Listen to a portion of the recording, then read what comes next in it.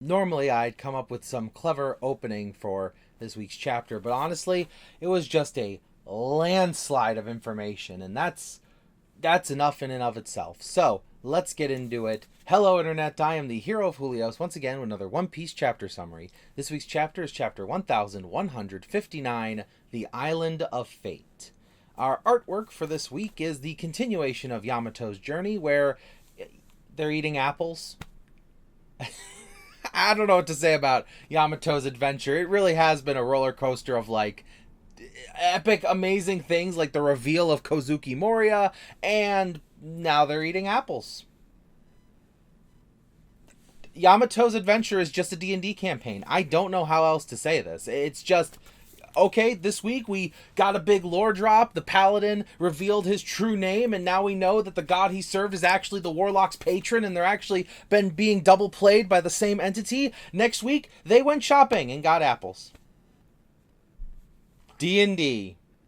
So with that out of the way, let's take a look at the actual chapter itself, where we see the pirating world as we know it is in shambles. There is depression and sadness and never-ending streams of tears because the most important woman on Pirate Island has been kidnapped. Shaki is gone. Also, Don Marlowe is dead. Didn't really know that guy to begin with. I actually do kind of appreciate Oda for just being like, behold, the Rocks Pirates. Look at all these famous characters like Silver Axe and Wang Ji and Captain John. You guys have been hearing about them for a really long time. I'm also adding this guy named Don. He's dead. Okay, that was nice. I mean, yeah, it's good for like plot progression for us to actually see an important character get taken away. But at the same time, Oda cushioned it by giving us someone we really didn't care about. For anyone out there who, like, Don Marlowe was your favorite character, I apologize for handling his death so crudely, but really? Okay. Yeah, he's gone.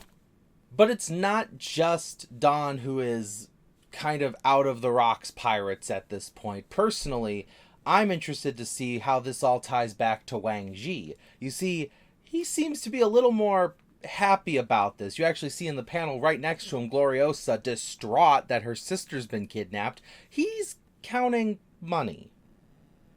Gee, I wonder how the world government, and yes, it was the world government, managed to get onto Pirate Island, past all these vicious individuals, and somehow, some way, kidnapped the most beautiful woman in the world of the time. It's almost as if, in an alliance of pirates, one of them may or may not have been some kind of traitor. But unfortunately, that's all the information that the world has to go off for an entire year. Shaki is gone for a year before we finally hear that something is happening in God Valley. That's right, Garling has returned to the darling woman that he left behind, and he looks at her in a little baby carriage, and he sees the two little twin babies, and he's like, wow, twins, that's really cool. She's like, yeah, I know, and I'm really glad you're back, because now we can raise our kids together here in God Valley, and it'll be great, because we have something preposterous here. I don't know if you heard about the preposterous thing, and he's like, oh yes, I heard about the preposterous thing. Also, my children will not be raised on some random island in the middle of one of the blues. No, they will be raised in Maryjois with me and my wife. Oh, that's good. Okay, I can live in Maryjois. You know, yeah, maybe I'm a little underdressed, but you know, if I get the right clothes, and oh, that's a nice sword you have there. Show of hands, who saw that coming? No, just me? Okay, oh, you too? Yeah, you? Oh, and you? And you? Oh, you as well. Okay, yeah, because everybody saw that coming. I mean, if he didn't kidnap her to keep her as wife number 25, the only other option was clearly he was just a terrible person. I mean, this goes without saying. He even tells her that he's already secured himself a better wife, one that he will, you know, whisk away to Maryjois and raise his two children, Shanks and Garling, or not Garling, he's Garling, Shanks and Shamrock, that's the other one, that guy, yeah. But he'll raise them in Maryjois because that's clearly what happens to them as we see in the modern timeline. But I bet you're asking, why is Garling back on God Valley? Why didn't he just, love them and leave them like he, probably did to countless other women across the oceans? Well, he's actually here to start the preparations, because remember, there's a preposterous thing that is important to Eam somehow, some way. But with this preparation for the preposterous thing, there's also the human hunt. And what's a human hunt without humans to hunt? So the Marines are going around, they're scooping up people, they're hitting them with tranquilizer darts, and they're just taking people left and right to get them ready. Get all those little rabbits ready for the hunt. I don't know how to put a positive spin on this, ladies and gentlemen. This is just awful. And I am extremely relieved to hear that at least one Marine agrees with me that this seems kind of horrible, as this Marine asks his superior, hey, these just seem like normal civilians. Why are we doing this? And the superior goes, hey, that sounds like free thinking right there. I need you to stop that. Hey, who's in charge of this guy? Another guy comes over. Yeah, I am. What's with him? Well, I'm sorry. He's a new recruit. They're kind of a bit free thinkers. Listen, kid.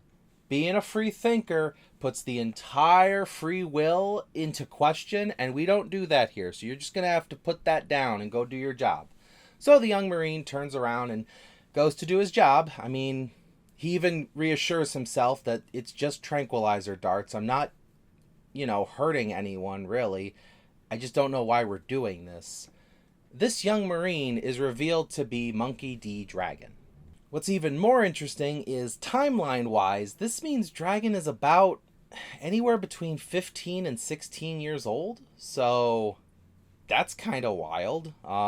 Just depending on when God Valley takes place and when his birthday is. He might be 17, but regardless, we also get a confirmation in the little stat block, how Oda puts in the form of the narrator the name of the character, their relations to so-and-so and such, and things like that, which means this is canonical information. It does say, Monkey D. Dragon, future leader of the Revolutionary Army, father of Monkey D. Luffy.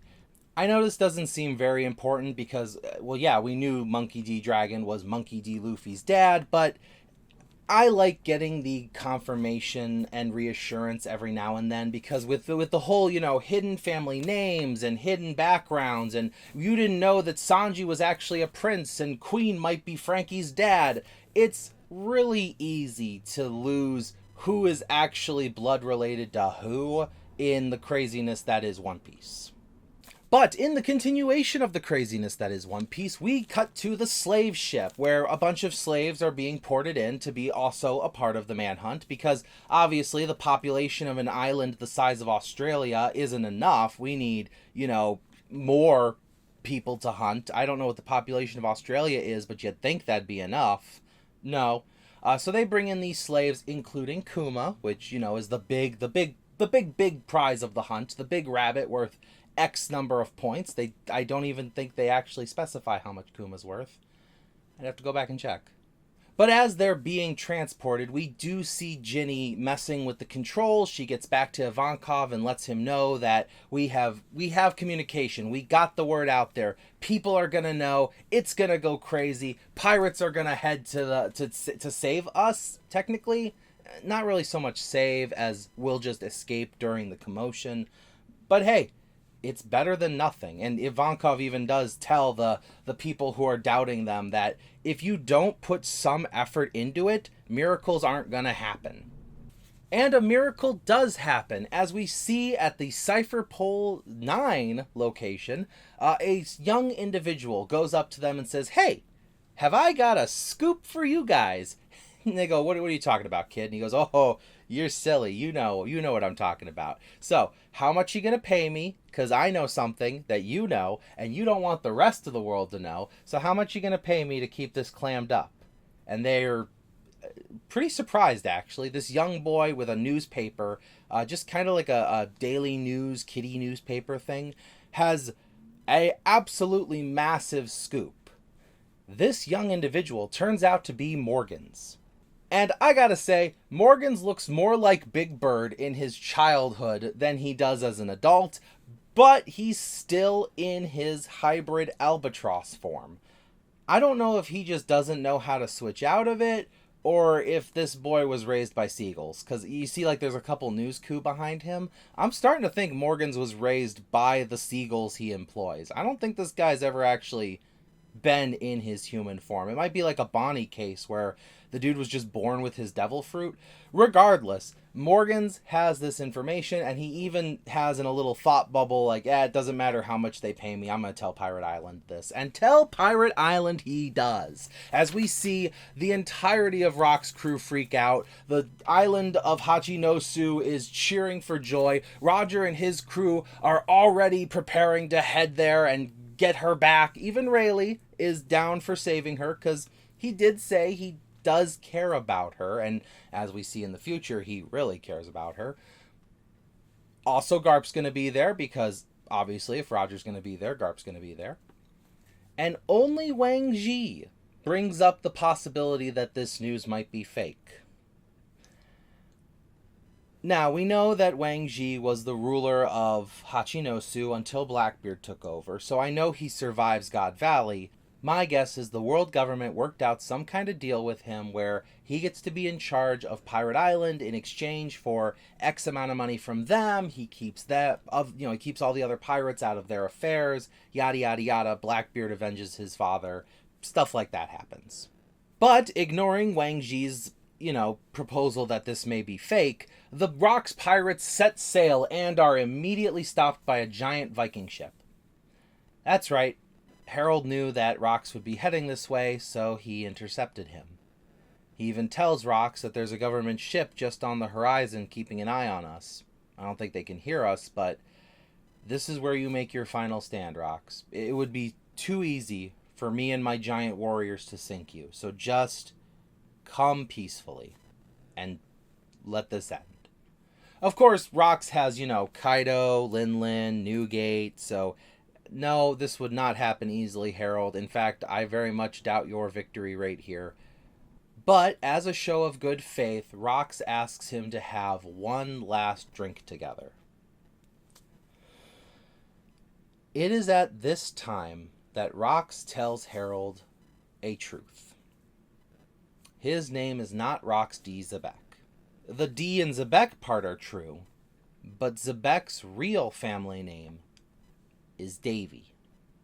He is a descendant of Davy D. Jones. And I'm kind of neutral on this reveal. I don't know if it's just because I haven't had enough time to really grow attached to Rox himself, or if I just feel like we've done the secret name thing a couple times already, and now I don't want to say it's getting stale, but it's also just, I think I need time to get used to it. We were just getting used to the idea that Davy Jones was a real person, and now we're finding out that his descendant is Rox D. Zebek. So, I guess now Marshall makes sense, because Marshall D. Teach is probably also hiding the family name Davy. He just chose a different name than Rox did so that he could also cut ties to Rox so that he's not doubly infamous. But whatever the reason, I don't know. It just didn't hit me with the impact that I'm pretty sure it was supposed to. I feel like maybe I needed more time to simmer on the fact that Davy Jones exists before we got into his descendants. Maybe if Teach revealed this little tidbit instead of Rox. I don't know. Let me know in the comments. I usually don't ask for comment stuff until the end of a video, but I really do want to know someone else's opinion on this, because I don't know. This is kind of a weird one for me.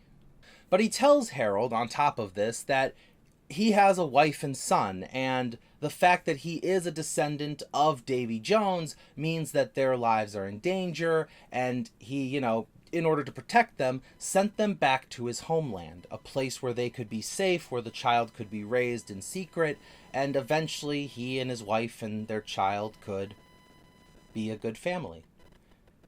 Harold then asks, well, why are you telling me all this? Because this seems like a really important piece of information I could use against you. And Rox says, well, that's because my homeland is God Valley. Now that's the reveal that got me, because, well, we know where Teach is from now. That's kind of cool. Also, Teach is from the same place Shanks is. That also means 2 of the 4 Emperors of the Sea currently come from the exact same island. Also interesting. So Harold, being the logical person he is, says, oh, okay, I get it. So they made sure to use God Valley as a way to lure you by capturing your family. And Rox goes, no, it's probably not it, actually. In fact, that's just bad luck on their part, because if it was me and they hadn't captured Shaki, probably wouldn't have even cared what happened. Like, we're going to save Shaki.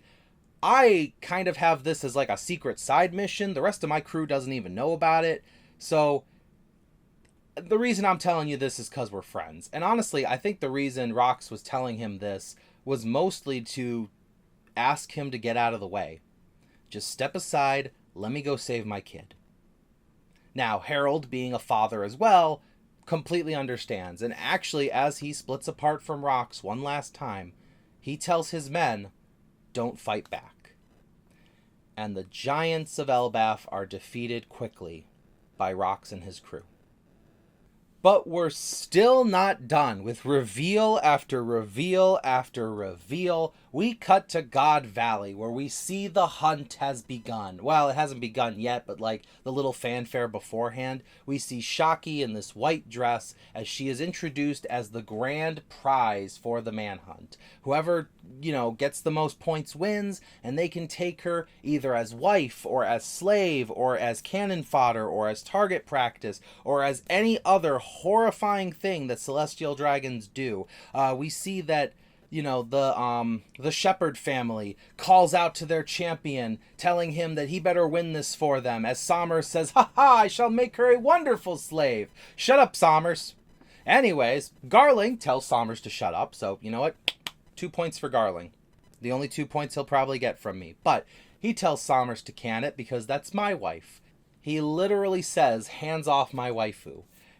And then we cut to the Manmayer family, where we see that woman with the poofy hat that we saw way back when the first God Valley flashback happened. And alongside her is Gunko, where she tells Gunko, we might actually have a chance to win since we have you this year. For those of you who don't read as obsessively as I do, or only read chapter to chapter in the weekly Shonen Jump, and you don't buy the official books, and don't check the Japanese text, and don't watch other One Piece YouTubers, and quite the backlog of information actually in One Piece, there's a little fun fact you should know. Gunko is actually a member of the Manmayer family. The reason we know this is because when Gunko was first introduced with her little title block, that actually got retconned. Although retcon isn't really the right word. So the way Shonen Jump works, the way the official manga releases work, is we get once a week, Oda gives us a new chapter, we say thank you, Oda, and then we read the chapter. But after that chapter has been released, the artwork is refined, typos are fixed, any shading or detailing that Oda missed and he wants to go back and fix gets fixed, and at the end of it all you have the final product. This can be something that we don't see for months after a chapter is released, because the chapters get released in 10 to 12 chapter books. So if a book just got released and a chapter comes out right after, it could be 12 chapters, anywhere from 3 to 4, maybe even 5 months, depending on breaks, till that chapter is officially released in an official book, with all of its mistakes repaired. Because of this, things that Oda wants to change or clarify might not get noticed until months after the chapter comes out. In this case, Oda went back to where it just said Gunko, Eater of the Arrow Fruit, to Saint Manmayer Gunko, Eater of the Arrow Fruit. This is an important distinction that I want to drive home because of how it backwards affects a lot of theories and opinions and things I've even said in my own videos. It also raises a really huge question of how Brook knows Gunko, because Brook said that he was a royal guardsman in a kingdom, and if he knew Gunko, and Gunko's a Manmayer, then was Brook a celestial dragon? I kind of doubt Brook was a celestial dragon, though. I just kind of said that for the shock factor of it. Brook was more likely Brook might have even been a God's Knight himself. Yeah, it's kind of hard to say because looking back, every time the Straw Hat crew has interacted canonically with celestial dragons, Brook wasn't in the room. We haven't seen Brook's opinion on anything the celestial dragons have done. While I'm sure he would 100% disagree with slavery and things like that, who's to say that this isn't the opinion of a man who has spent 50 years alone at sea with the skeletons of his own friends? Whatever the reason, Gunko's a man-mayor, Brook knows Gunko, which means Brook knows the man-mayors, unless there's something even deeper here that we don't understand yet. Keep in mind, this was 40 years ago, the God Valley incident. Well, actually, the God Valley incident was technically 38 years ago. But Brook was not here. Brook was currently in the Florian Triangle, just adrift, a skeleton, going insane. Which means whatever story happened between Brook and Gunko happened even further back. This won't be the last time we go into a flashback pre-God Valley, is what I'm trying to say. Anyways, let's get back into the actual chapter before I start spiraling into another set of theories. We see a young dragon sort of just looking around. He's trying to find the last of the rabbits and this training exercise, as he's been told it is, where he finds a bloodied woman asking him for help to get her children out of here. Most likely this is Shanks and Shamrock's mother asking Dragon for his help. Dragon probably did the only thing he could think of and stuck the babies in treasure chests respectively, not really realizing who would take the treasure chests, but giving them the strongest chance he could. Not that Garling... Actually, did Garling even want the twins? I mean, he did stab the mom, but he didn't take out the babies, so I don't know. But we know that one of these treasure chests gets snagged by Roger, and he opens the chest, and there's baby Shanks inside, which really gives you a Harry Potter Neville Longbottom thing, where if they had just been in different chests, maybe Shanks would be evil, as some of the theories once asked, and maybe Shamrock would have been the heroic man that gave Luffy his straw hat. However it happens, we also see a mother comforting her son as they're in cages together. This mother telling him, "It's okay, Teach. You just have to survive." As young Davy D. Teach is in a cage. I would say next chapter, the hunt's gonna begin, and we are going to see God Valley from the perspective of its participants rather than its victims, as we saw in Kuma's. It could go in any direction. I got no clue. This was a heavy chapter in terms of all the things that just happened in the middle of it, and I am so surprised we're not going on break again. This has been like, I think we're actually hitting 4 weeks in a row where we've actually had a chapter every week. But in all seriousness, Oda, after this chapter, please take a nap. You've earned it. This has been a delicious feast of just background information that I love to eat up. And I really hope you'll be with me for the next course. Thank you for watching as always, and I will see you in the next video. This is the Hero of Julios, Xing out.